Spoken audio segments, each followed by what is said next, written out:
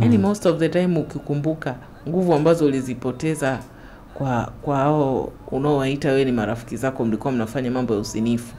Nguvu ambazo yani ungekuwa umelima, ungeuta saizi yani kwenye mavuno haya ya ufuta na wewe upo, tunavuna na wewe yani. Wewe uliamua uhangaikie watu. Hata tunavuna, tunaenda masokoni, unatushangaa tu.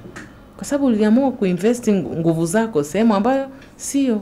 Kwani ukienda pale kama mtu tu ambaye umeenda kuangalia, utaharibikiwa nini? Si uende tu kama mtu ambaye umeenda kuangalia. Yeye ameenda kuangalia na wewe unaenda kuangalia, mnaangaliana. Kwani wewe mpaka ufanye kitu extra? Why? Kama yeye anataka hizo service mwambie zinapatikana. Bana mimi najua watu wanaofanya hizo service ni kuunganishe nao. Mimi sifanyi.